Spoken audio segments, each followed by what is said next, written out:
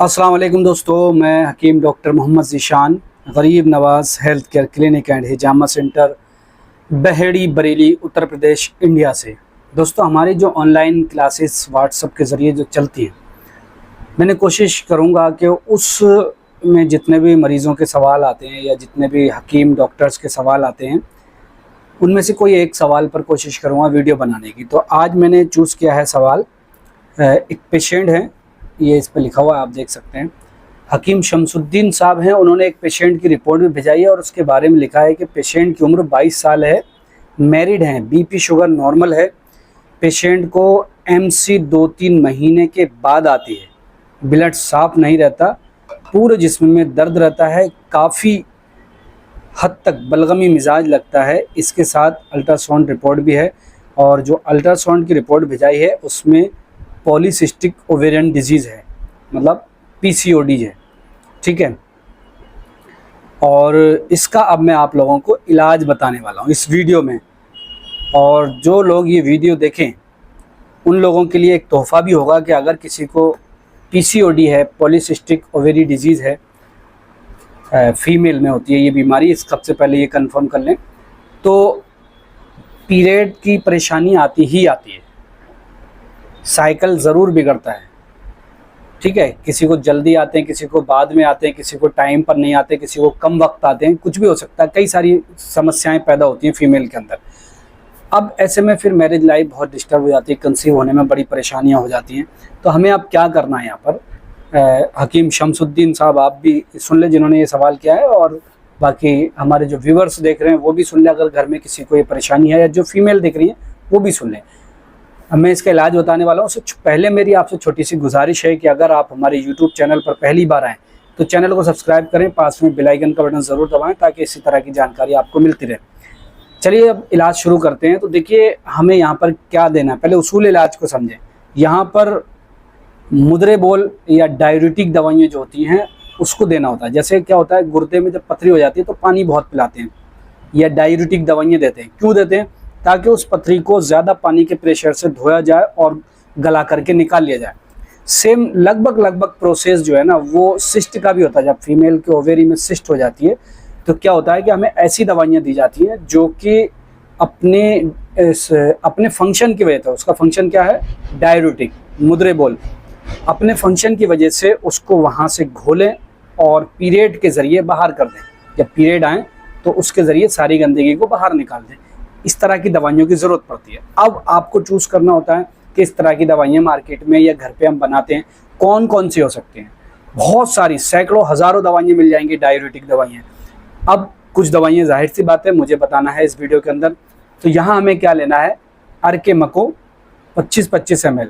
याद रखिए सिर्फ डाययूरेटिक दवाई नहीं होना चाहिए, डाययूरेटिक के साथ में मुहल्लिल औराम दवाइयाँ भी होना चाहिए।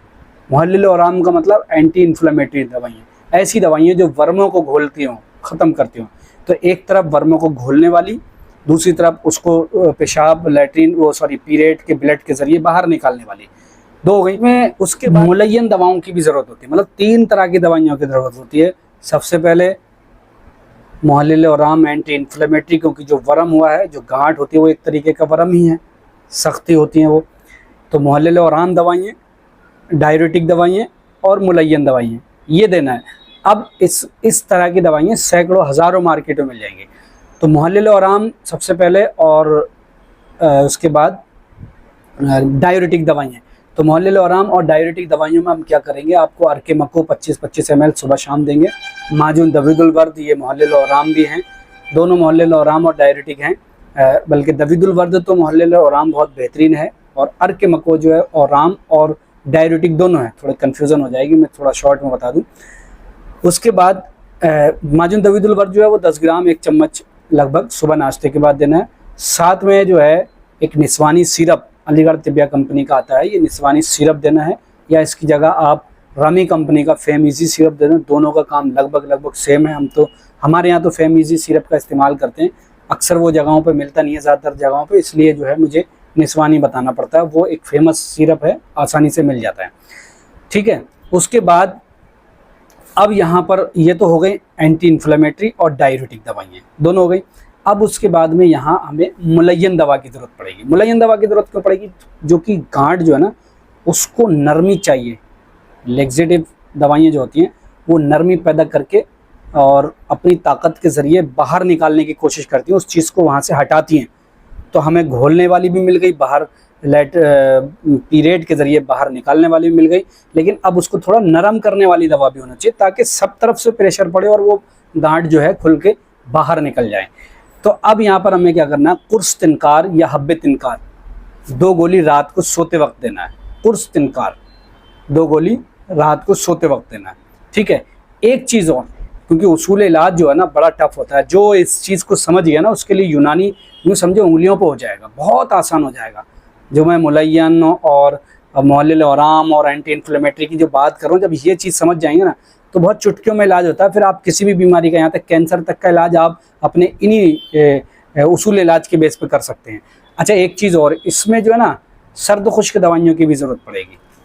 सर्द खुश्क दवाइयों में आपके दवीदुल वर्द तो आ ही गया, एक आध दवा और लगा दें ताकि उस गांठ को जल्दी से सुखाया जा सके, नरम किया जा सके।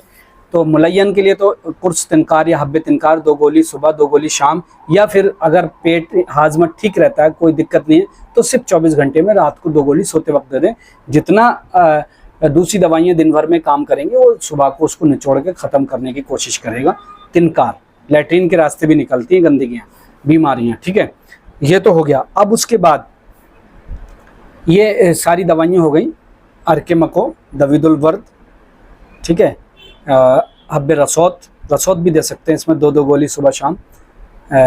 हब्बे तिनकार हो गया सोते वक्त, निस्वानी सिर्फ। ये 5 दवाइयाँ बहुत हैं, कितनी भी बड़ी से बड़ी गांठ हो इंशाल्लाह बहुत आसानी से सही हो जाएगी, लेकिन उसूल इलाज सटीक होना चाहिए जैसे मैंने बताया। हालांकि हर बीमारी में ज़रूरी नहीं है, अभी किसी को फाइब्रॉइड है तो उसका भी यही होगा, वो उसका अलग हो सकता है, वो अलग वीडियो में बताएंगे। अब उसके बाद में इसमें दवाओं का परहेज़ बहुत ज़रूरी होता है। परहेज़ में क्या करना है, देखिए कि तो ऐसी चीज़ें नहीं लेनी है जो गांठ को बढ़ाएं। चावल है वो डायरेक्ट इन चीज़ों को बढ़ा देती है, तो चावल बंद करा दें। तली भुनी चीज़ बाहर की बिल्कुल बंद करा दें। आजकल चाउमीन मोमोज़ वगैरह जो खा रहे हैं ना, असल तो उसी की वजह से ये परेशानियाँ हो रही हैं। मैं अपना तजुर्बा बता रहा हूँ, किसी से सुना नहीं मैंने ये देखा है कि जिन फीमेल को अक्सर शादी से पहले बहुत सारी फीमेल को ये परेशानी हो रही है, तो जिन फीमेल को ये परेशानी हो रही है ना, तो मैं सबसे पहले ये सवाल करता हूँ कि आप फास्ट फूड खाती हैं? तो 99% लेडीज़ या फीमेल पेशेंट का ये जवाब होता है हाँ हम लेते हैं। उसको लेने के बाद से हाजमा की गड़बड़ी हुई, हाँ हुई। कब्ज़ रहने लगा, हाँ रहने लगा। उसके बाद आपको पीरियड आने की परेशानी हुई, हाँ होने लगी। मतलब ये मेरा ज़ाती तजुर्बा बता रहा हूँ कि जितने भी पेशेंट अभी तक मैंने इस चीज़ को देखे हैं उनमें से 99% जो है वो ऐसे हैं जिन्होंने फास्ट फूड बहुत ज़्यादा खाया है या लगातार अभी भी खा रहे हैं, उसके बाद उनको ये सारी परेशानी हुई, पीरियड में बैलेंस बिगड़ा और गांठ बनना शुरू हो गई। तो ये बहुत चीज़ ध्यान रखना है, ये सख्त परहेज़ रहेगा। बाहर की तली भुनी चीज़ और फास्ट फूड बंद कर दें, खटाई से बनी चीज़ें बंद कर दें, सब्ज़ी रोटी लें और पानी ज़्यादा से ज़्यादा पिएँ, क्योंकि पानी भी डाययूरेटिक का काम करेगा, ज़्यादा से ज़्यादा बहाने में मदद करेगा। तो ये हुआ आपका हकीम शमसुद्दीन साहब जो आपने सवाल किया था, और इंशाअल्लाह आपको जवाब मिल गया। और जो हमारी बहनें और जो हमारी माताएं इस बीमारी में मुब्तला हैं तो उनके लिए भी बहुत आसान नुस्खा मैंने बताया है। ये सारी दवाइयाँ आप मार्केट से ले सकती हैं आसानी से, आयुर्वेदिक यूनानी मेडिकल स्टोर से। लेकिन याद रखिए, कभी भी कोई दवा इस्तेमाल करें तो डॉक्टर से मशवरा ज़रूर करें। ऐसा नहीं कि वीडियो देखिए और ख़ुद दवा ला करके अपने आप ट्राई करने लगे, वो भी कभी कभी नुकसान कर जाता है, इसलिए उस चीज़ से बचें। आपके नज़दीक में यूनानी डॉक्टर हो, उनसे मशवरा कर लें, वो आपको बता देंगे और उस हिसाब से आप इस्तेमाल कर लेना। या अगर आप यहाँ आसपास रहते हैं तो हमसे कांटेक्ट कर सकते हैं, या हमारे ज़रिए इलाज कराना चाहते हैं, आ नहीं सकते तो हमारे यहाँ तो ऑनलाइन का भी सिस्टम है, सबको पता है। व्हाट्सअप नंबर स्क्रीन पर मिल जाता है, ऑनलाइन के ज़रिए आप व्हाट्सअप पर मैसेज करके अपनी सारी रिपोर्ट भेजा सकते हैं और सारी परेशानी लिख दें, फिर हम आपसे बात करके आपका इलाज इंशाल्लाह हो जाएगा। दवाइयाँ भी अगर चाहिए तो कोरियर के ज़रिए भेजा देते हैं। चलिए, उम्मीद करता हूँ जो जानकारी दी है वो आपको पसंद आएगी। मिलेंगे इंशाल्लाह किसी अगले वीडियो में। अपना ख्याल रखें, दुआ में याद रखें, ज़्यादा से ज़्यादा लोगों तक इस वीडियो को शेयर करें ताकि वो भी ये वीडियो देखें और फ़ायदा हासिल करें, क्योंकि इस तरह की बीमारी आजकल घर घर में होती जा रही है और इसकी वजह से फिर कंसीव होने में, आगे जो हमल ठहरने की जो मसला है उसमें बड़ी दिक्कतें आ रही हैं। बहुत पेशेंट आते हैं इस चीज़ के, तो इसलिए ध्यान रखें, सावधान रहें, सतर्क रहें। अपने घर के बच्चों को इस चीज़ का, जो मैंने फास्ट फूड का जो बताया, उस चीज़ का बहुत ध्यान रखें। बहुत बड़ी बात बोल रहा हूँ मैं, ठीक है। इंशाल्लाह जल्द और इसी तरह से कोई और वीडियो बनाऊंगा मैं आपको। अपना ख्याल रखें, दुआ में याद रखें, हमारे लिए दुआ करें। शुक्रिया, खुदा हाफिज़।